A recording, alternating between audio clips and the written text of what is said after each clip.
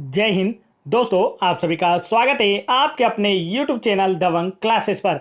तो दोस्तों, आज हम आप लोगों के लिए लेकर आ चुके हैं मध्य प्रदेश वन रक्षक और जेल पेवी एग्जाम की प्रिपरेशन के लिए प्रैक्टिस सेट नंबर 21, जिसमें जीके, जीएस, एमपीजी के करंट अफेयर और साइंस के क्वेश्चन हमने आप लोगों के लिए रखे हैं, जो कि आप लोगों के एग्जाम में जरूर पूछे जाएंगे। तो वीडियो में लास्ट तक जरूर बने रहें। चलिए देखते हैं आज का फर्स्ट क्वेश्चन में यहाँ पर आप लोगों से पूछा गया है, जनवरी 2023 में किसे इंडियन ओवरसीज बैंक का एमडी और सीईओ नियुक्त किया गया है? तो इसका राइट आंसर आप लोगों को बताना है। करेक्ट आंसर जो होगा दोस्तों वह क्या होने वाला है? तो राइट आंसर होगा option number first, Ajay Kumar Srivastava.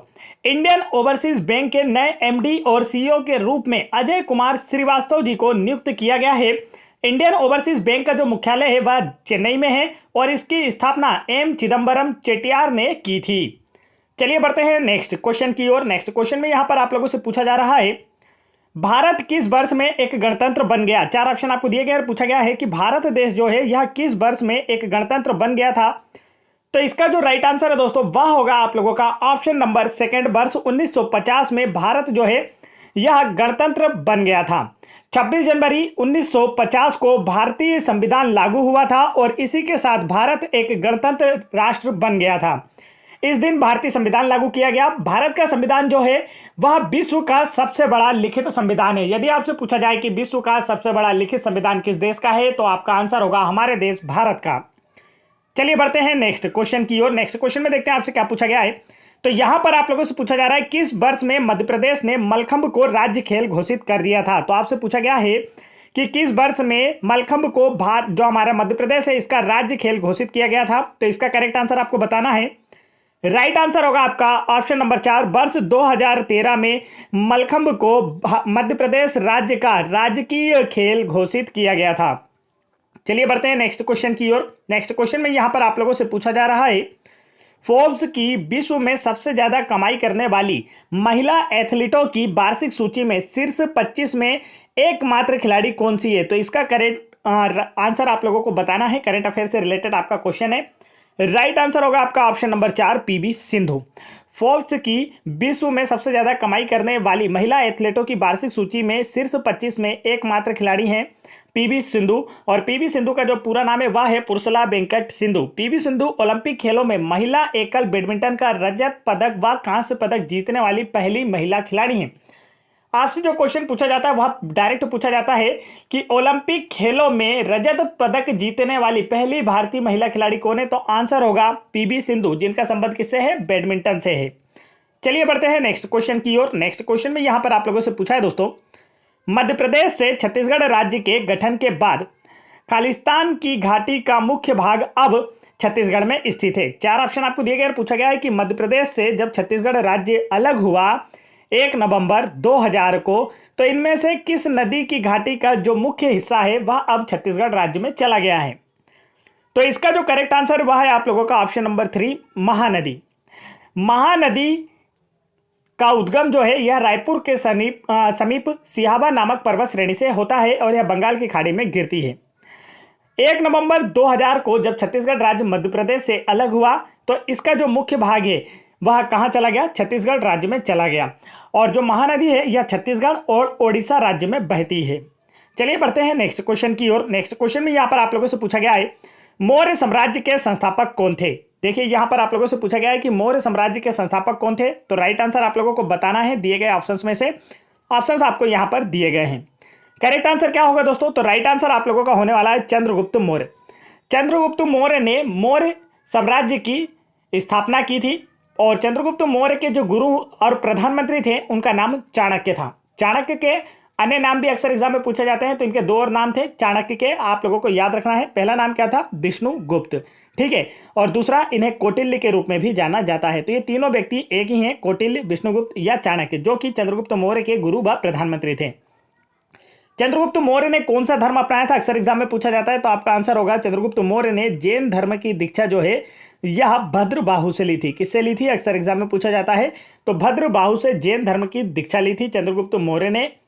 और चंद्रगुप्त मौर्य का उत्तराधिकारी था बिंदुसार, बिंदुसार का उत्तराधिकारी था अशोक और अशोक का उत्तराधिकारी था कुणाल। अच्छे से याद रखेंगे, एग्जाम में पूछे जाते हैं। चंद्रगुप्त मौर्य ने मौर्य वंश की स्थापना की। मौर्य का जो चंद्रगुप्त मौर्य का उत्तराधिकारी जो था वह था बिंदुसार, बिंदुसार का उत्तराधिकारी अशोक हुआ, अशोक का उत्तराधिकारी कुणाल हुआ। और ये जो कुणाल है यह आपके कांस्टेबल एग्जाम 2022 में पूछा गया था कि अशोक का उत्तराधिकारी कौन था, तो आपका आंसर होगा कुणाल। यहां पर देखिए पूछा गया है निम्न में से कौन से लोक गायन में सिंगाजी, कबीर, मीरा इत्यादि जैसे संतों द्वारा रचे गए गाने गाए जाते हैं। तो आप लोगों को दिए गए ऑप्शंस में से राइट आंसर बताना है। तो इसका करेक्ट आंसर जो होगा दोस्तों वह है आप लोगों का ऑप्शन नंबर फर्स्ट, निर्गुणी। निर्गुणी लोक गायन में सिंगाजी, कबीर, मीरा इत्यादि जैसे संतों द्वारा रचे गए गाने गाए जाते हैं। नेक्स्ट क्वेश्चन की ओर बढ़ते हैं। नेक्स्ट क्वेश्चन में यहाँ पर आप लोगों से पूछा गया है अंतर्राष्ट्रीय ग्रामीण महिला दिवस प्रति वर्ष किस दिन मनाया जाता है। देखिए क्वेश्चन को ध्यान से देखिएगा। क्वेश्चन में आपसे यह नहीं पूछा है कि अंतर्राष्ट्रीय महिला दिवस किस दिन मनाया जाता है। क्वेश्चन में आपसे पूछा गया है अंतर्राष्ट्रीय ग्रामीण महिला दिवस कब मनाया जाता है। तो आप यह मत सोचिए कि इसमें 8 मार्च तो दिखाई नहीं दे रहा, आंसर कैसे कर दें। तो इसका जो करेक्ट आंसर होगा वह क्या होगा। राइट आंसर आप लोगों का होने वाला है ऑप्शन नंबर, जल्दी बताएंगे राइट आंसर क्या होगा। करेक्ट आंसर है ऑप्शन नंबर फर्स्ट, 1 अक्टूबर को। अंतर्राष्ट्रीय ग्रामीण महिला दिवस जो है यह प्रत्येक वर्ष यहां पर 15 अक्टूबर को मनाया जाता है। कब मनाया जाता है, प्रत्येक वर्ष 15 अक्टूबर को मनाया जाता है। इसको ध्यान रखेंगे, 1 अक्टूबर गलत है। और यदि आप लोगों से पूछा जाए अंतर्राष्ट्रीय महिला दिवस कब मनाया जाता है, तब आपका आंसर होगा प्रत्येक वर्ष 8 मार्च को अंतर्राष्ट्रीय महिला दिवस मनाया जाता है। लेकिन यहां पर ग्रामीण महिला दिवस की बात की जाए तो 15 अक्टूबर इसका राइट आंसर होगा। चलिए बढ़ते हैं नेक्स्ट क्वेश्चन की ओर। नेक्स्ट क्वेश्चन में यहां पर आपसे पूछा गया निम्नलिखित में से कौन सा भारतीय नृत्य दक्षिण भारत में उत्पन्न हुआ है। तो 4 ऑप्शन आपको दिए गए हैं, पूछा गया इनमें से कौन सा भारतीय नृत्य है जो दक्षिण भारत में उत्पन्न हुआ है। तो इसका करेक्ट आंसर क्या होगा, राइट आंसर होगा ऑप्शन नंबर 3, कथकली। कथकली भारतीय नृत्य जो है यह दक्षिण भारत में उत्पन्न हुआ है। कथकली नृत्य का संबंध जो है यह केरल राज्य से। तो अक्सर एग्जाम में पूछा जाता है कि कथकली का संबंध किस राज्य से, तो आपका आंसर होगा केरल राज्य से है। केरल की राजधानी है तिरुवनंतपुरम।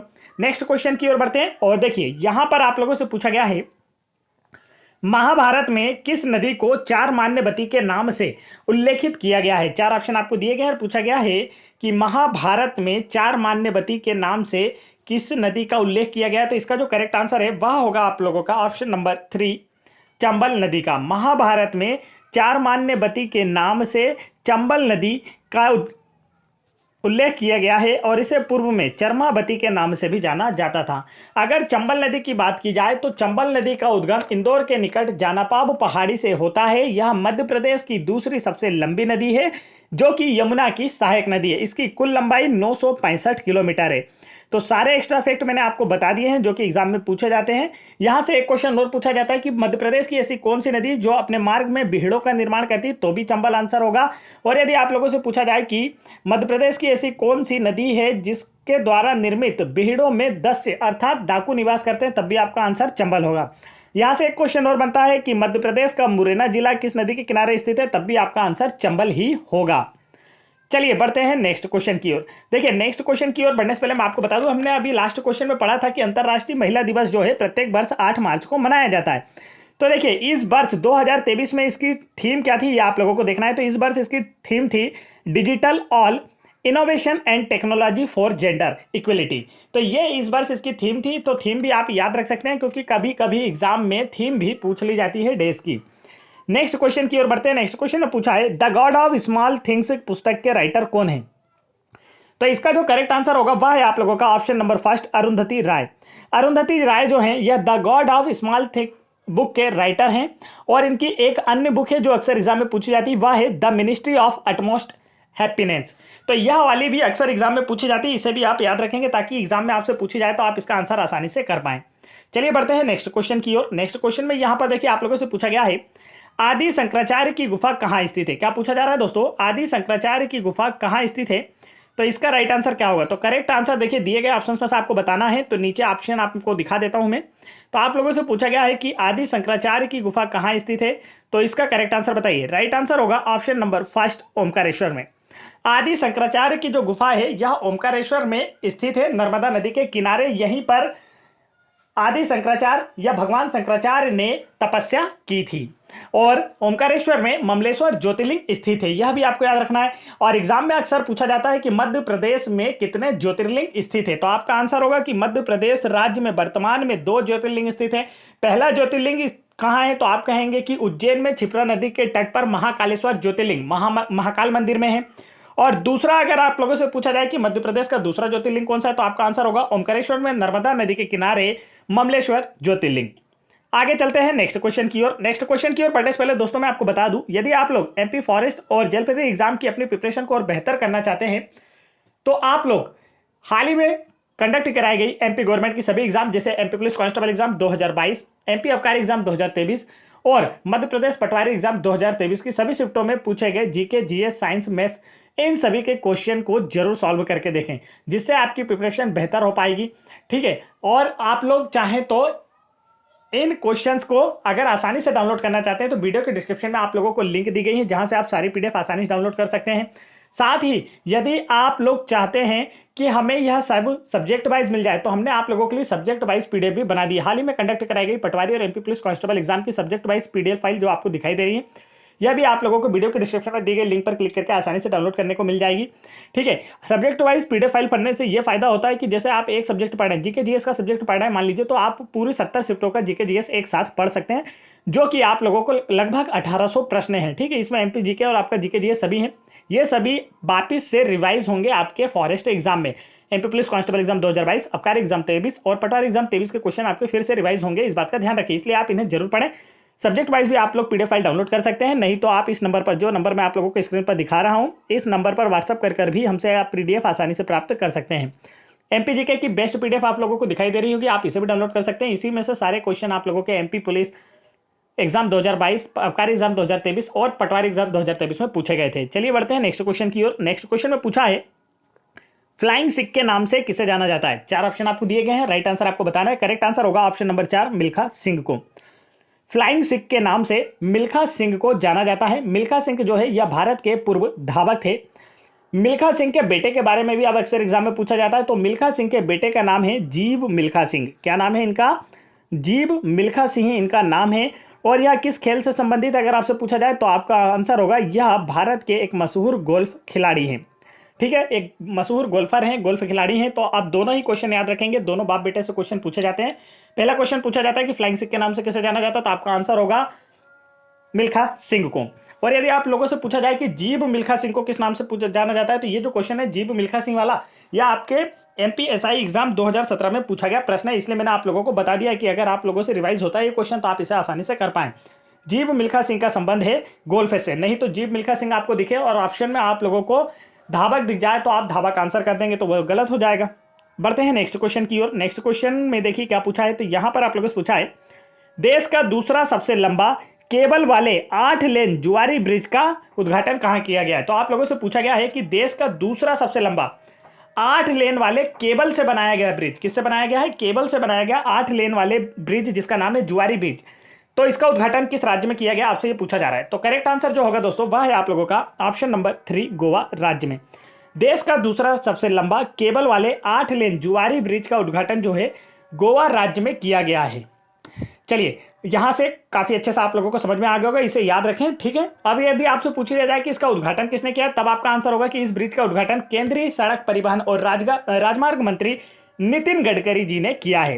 गोवा की राजधानी की बात की जाए तो वह है पणजी, और इसके सीएम जी की बात की जाए तो वह है प्रमोद सावंत। ठीक है, अच्छे से याद रहेगा। गोवा की बात की जाए तो गोवा क्षेत्रफल की दृष्टि से पूरे भारत का सबसे छोटा राज्य है, और गोवा जो है यह पूरे भारत का सर्वाधिक नगरीकृत राज्य है।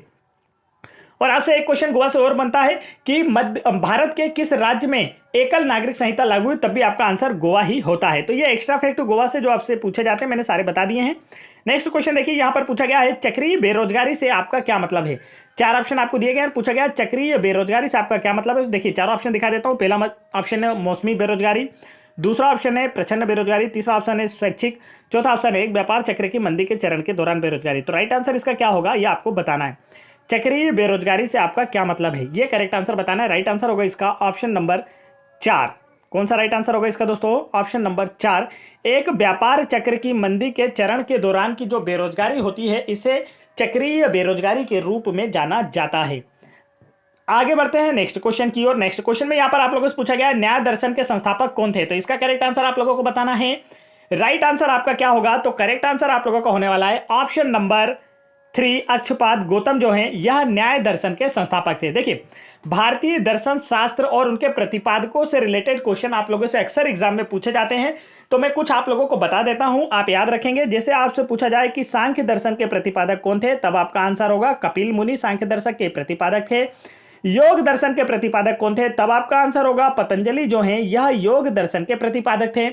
न्याय दर्शन के आपको दिया ही गया है कि अक्षपाद गौतम न्याय दर्शन के प्रतिपादक थे। अगर आप लोगों से पूछा जाए कि वैशेषिक दर्शन के प्रतिपादक कौन थे, तब आपका आंसर क्या होगा, उलुक कणाद। कौन है, उलुक कणाद इसके संस्थापक थे, या हम कह सकते हैं प्रतिपादक थे। अब आपसे पूछा जाए कि पूर्व मीमांसा दर्शन के प्रतिपादक कौन थे, तो आपका आंसर होगा पूर्व मीमांसा के जो प्रतिपादक थे भाई साहब, ये थे जैमिनी। कौन थे, जैमिनी थे। यदि आपसे बोला जाए कि उत्तर मीमांसा के प्रतिपादक कौन थे, तब आपका आंसर होगा बादरायण। कौन थे, बादरायण जो हैं यह उत्तर मीमांसा के प्रतिपादक थे। तो ये जो अक्सर एग्जाम में पूछे जाते हैं, मैंने वो वाले आपको बताए। इससे तो काफी ज्यादा दर्शन शास्त्र हैं, लेकिन जो एग्जाम में आते हैं वही आपको याद रखना। और एक और पूछा जाता है, वो है अद्वैत मत के संस्थापक कौन थे दर्शन शास्त्र के, तो आपका आंसर होगा आदि गुरु शंकराचार्य। ये सभी के सभी आप अच्छे से याद कर लेना। जो मैंने आप लोगों को बताए हैं ना, लगभग 9 हैं, ये सभी आपको अच्छे से याद होना चाहिए, क्योंकि यहां से एग्जाम में क्वेश्चन जरूर बनता है। नेक्स्ट क्वेश्चन की ओर बढ़ते हैं। नेक्स्ट क्वेश्चन में पूछा गया है, विश्व रैपिड शतरंज चैंपियनशिप और पुरुषों का टूर्नामेंट किसने जीता है, तो इसका करेक्ट आंसर आप लोगों को बताना है। राइट आंसर क्या होगा, तो करेक्ट आंसर आपका होने वाला ऑप्शन नंबर 2 मैग्नस कार्लसन ने। विश्व रैपिड शतरंज चैंपियनशिप और पुरुषों का टूर्नामेंट जो है यह मैग्नस कार्लसन ने जीता है। मैग्नस कार्लसन जो है यह नॉर्वे देश के शतरंज के खिलाड़ी हैं। बढ़ते हैं नेक्स्ट क्वेश्चन की ओर। नेक्स्ट क्वेश्चन में आपसे पूछा गया है, कपिलधारा जलप्रपात किस नदी पर है। 4 ऑप्शन आपको दिए गए और पूछा गया है कपिलधारा जलप्रपात जो है यह किस नदी पर है, तो करेक्ट आंसर आपको बताना है कि राइट आंसर क्या होगा, बताइए। तो राइट आंसर आपका होने वाला है दोस्तों ऑप्शन नंबर, जल्दी 4 ऑप्शन दिखा देता हूं। पहला option Tapti, second option Narmada, third Son और फोर्थ क्षिप्रा। तो आपसे पूछा गया कपिलधारा जलप्रपात किस नदी पर है, राइट आंसर आपका होगा यहाँ पर ऑप्शन नंबर 2 नर्मदा नदी पर। किस नदी पर स्थित है कपिलधारा जलप्रपात, नर्मदा नदी पर स्थित है। नर्मदा नदी का उद्गम जो है यह अमरकंटक से होता है। इसे मध्य प्रदेश की जीवन रेखा भी कहा जाता है। यह पूर्व से पश्चिम की ओर प्रवाहित होती हुई गुजरात राज्य से बहते हुए बंगाल की खंबात की खाड़ी अरब सागर में गिरती है। कहाँ गिरती है, खंबात की खाड़ी अरब सागर में गिरती है। यह भी अक्सर एग्जाम में पूछा जाता है। तो आपको याद रखना है कि नर्मदा नदी पूर्व से पश्चिम की ओर बहते हुए मध्य प्रदेश और गुजरात राज्य से बहते हुए खंबात की खाड़ी अरब सागर में गिरती है। इसी पर बना है आप लोगों का जलप्रपात। अब यहां से देखिए, अक्सर और क्वेश्चन पूछे जाते हैं कि किस नदी को वर्ष 2017 में, मध्य प्रदेश की किस नदी को वर्ष 2017 में जीवित नदी का दर्जा प्रदान किया गया, तो आपका आंसर होगा नर्मदा नदी को। आप पूछा जाता है कि इसकी टोटल लंबाई कितनी, तो आपका आंसर होगा 1312 किलोमीटर है। पूछा जाता है मध्य प्रदेश में इसकी लंबाई कितनी है, तो आपका आंसर होगा 1077 किलोमीटर है। अक्सर एग्जाम में पूछा जाता है कि प्रसिद्ध स्थल भेड़ाघाट किस नदी किनारे स्थित है, तो आपका आंसर होगा नर्मदा नदी के किनारे। जबलपुर किस नदी के किनारे है, आपका आंसर होगा नर्मदा नदी के किनारे। महेश्वर किस नदी के किनारे है, आपका आंसर होगा नर्मदा नदी के किनारे। होशंगाबाद किस नदी के किनारे, आपका आंसर होगा नर्मदा नदी के किनारे। ओमकारेश्वर किस नदी के किनारे है, तो आपका आंसर होगा नर्मदा नदी के किनारे। ये क्वेश्चन जो है अक्सर एग्जाम में पूछे जाते हैं, जो मैं आपको बता रहा हूं। आगे चलते हैं नेक्स्ट क्वेश्चन की ओर। नेक्स्ट क्वेश्चन में यहाँ पर पूछा है, किस राज्य में भारत के पहले कार्बन न्यूट्रल फॉर्म का उद्घाटन किया गया है। चलिए, इसका राइट आंसर सभी लोग बताएंगे। करेक्ट आंसर होने वाला है ऑप्शन नंबर, जल्दी से बताइए, कार्बन न्यूट्रल फॉर्म का उद्घाटन किस राज्य में किया गया है, आपको यह बताना है। राइट आंसर होगा ऑप्शन नंबर 2 केरल राज्य में। भारत के पहले कार्बन न्यूट्रल फॉर्म का उद्घाटन जो है केरल राज्य में किया गया है। केरल की राजधानी है तिरुवनंतपुरम, सीएम है पिनाराई विजयन और गवर्नर है आरिफ मोहम्मद खान। आगे बढ़ते हैं नेक्स्ट क्वेश्चन की ओर। नेक्स्ट क्वेश्चन में पूछा है, निम्नलिखित पर्यटन स्थलों में से कौन सा ग्वालियर में स्थित है। 4 ऑप्शन आपको दिए गए और पूछा गया इनमें से कौन सा ग्वालियर में स्थित है। तो राइट आंसर जो होगा वह है आप लोगों का ऑप्शन नंबर 4 गोश मोहम्मद का मकबरा जो है यह ग्वालियर शहर में स्थित है। ठीक है, अच्छे से याद रखेंगे। ग्वालियर में ग्वालियर का किला स्थित है, जिसे किलों का रत्न या किलों का मोती या पूर्व का जिब्राल्टर भी कहा जाता है। इसकी जो आप कह सकते हैं कि इसका निर्माण किसने कराया था, तो आपका आंसर होगा सूरज सेन ने। और इसके बाद यदि आप लोगों से पूछा जाए ग्वालियर से रिलेटेड क्वेश्चन और पूछे जाते हैं, वो मैं आपको बता देता हूं। जैसे आपसे पूछा जाए कि रूपसी स्टेडियम कहाँ स्थित है, आपका आंसर होगा ग्वालियर में। आपसे पूछा जाए कि तानसेन का मकबरा कहाँ स्थित है, ग्वालियर में। तानसेन का जन्म कहाँ हुआ था, ग्वालियर में। तानसेन का मूल नाम क्या था, रामतनु पांडे। और यदि आप लोगों से पूछा जाए, देखिए कुछ क्वेश्चन होते हैं जो अक्सर एग्जाम में पूछे जाते हैं, वही मैं आप लोगों को बता रहा हूँ ग्वालियर से रिलेटेड। ग्वालियर को तानसेन की नगरी के नाम से भी जाना जाता है। साथ ही इसे गालब ऋषि की तपोभूमि कहा जाता है। हाल ही में जो आप लोगों की आबकारी एग्जाम 2023 कंडक्ट कराई गई, इसमें पूछा गया प्रश्न है कि किस शहर को, 4 ऑप्शन आपको दिए गए थे मध्य प्रदेश के और शहरों के नाम, और आपसे पूछा गया इनमें से किस शहर को गालब ऋषि की तपोभूमि के नाम से जाना जाता है। तो आपका आंसर होगा गालब ऋषि की तपोभूमि के नाम से ग्वालियर शहर को जाना जाता है। इन्हीं के नाम पर इस शहर का नाम ग्वालियर रखा गया है और ग्वालियर शहर की स्थापना महाराजा सूरजसेन के द्वारा की गई थी। चलिए बढ़ते हैं नेक्स्ट क्वेश्चन की ओर। नेक्स्ट क्वेश्चन में यहाँ पर पूछा है, देखिए अब हमारे जीके, जीएस, एमपी जीके और करंट अफेयर के क्वेश्चन हुए समाप्त। अब आ गए हैं साइंस के क्वेश्चन, तो बड़े ध्यान से सुनिए और आंसर कीजिए, क्योंकि एग्जाम में यहां से क्वेश्चन आया ना तो बाद में रोते फिरोगे, इसलिए पढ़ जरूर लो। यहां पर वही क्वेश्चन मैं आप लोगों के लिए लेकर आया हूं जो एग्जाम में आने वाले हैं। नेक्स्ट क्वेश्चन में पूछा है साधारण नमक का आणविक सूत्र क्या है, तो आपको सामने ही दे रखा है, कहीं जाना नहीं है। साधारण नमक का आणविक सूत्र होता है NaCl, जिसे कहा जाता है सोडियम क्लोराइड। क्या कहा जाता है इसका फुल फॉर्म? Sodium chloride.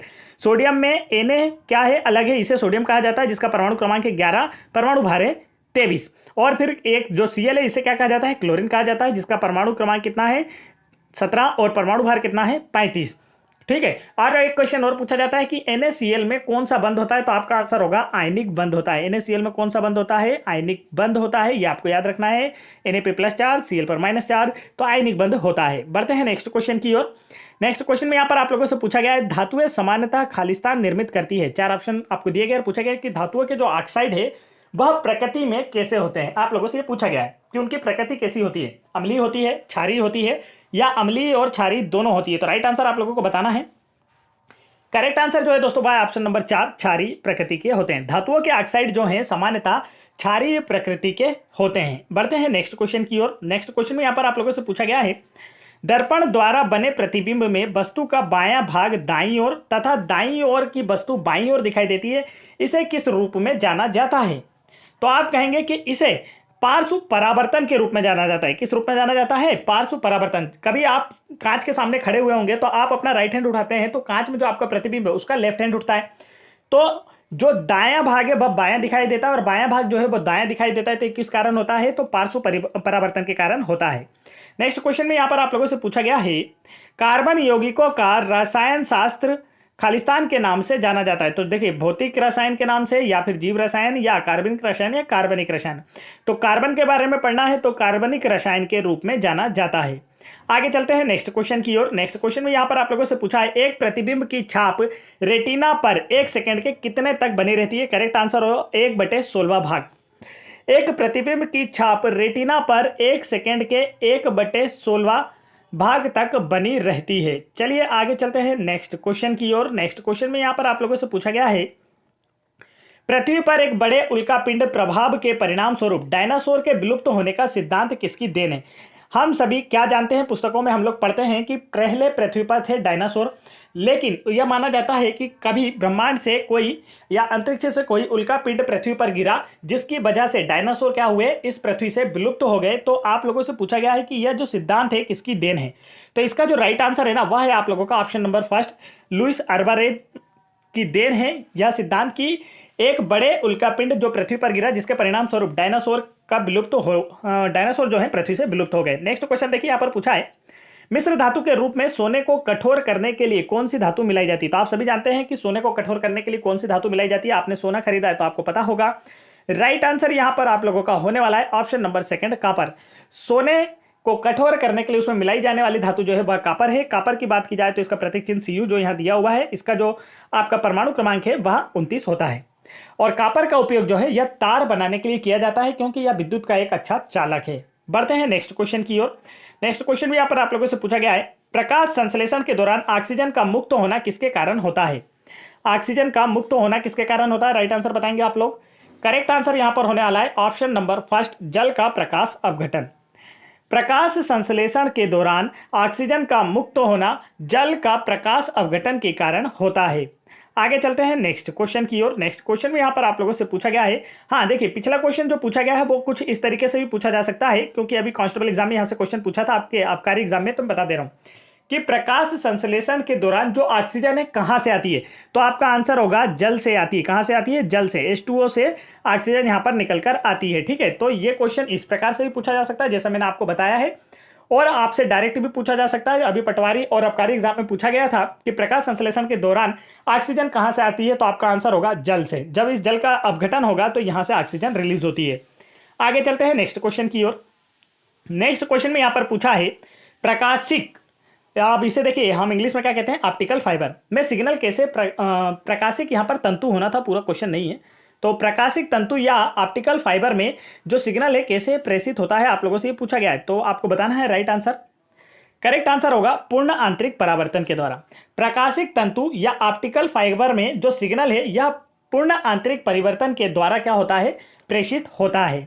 चलिए बढ़ते हैं दोस्तों नेक्स्ट क्वेश्चन की ओर। नेक्स्ट क्वेश्चन में यहां पर आप लोगों से पूछा गया है दूध में पाया जाने वाला मुख्य प्रोटीन कौन सा है। 4 ऑप्शन आपको दिए गए हैं, पूछा गया है दूध में पाया जाने वाला मुख्य प्रोटीन कौन सा है। देखिए पहला ऑप्शन दिया है ग्लोब्यूलिन, सेकंड ऑप्शन है एल्बुमिन, और थर्ड ऑप्शन ग्लोबिन, और चौथा ऑप्शन है केसिन। तो दूध में पाया जाने वाला प्रोटीन कौन सा, आपसे ये पूछा गया है। राइट आंसर होगा ऑप्शन नंबर 4 केसिन।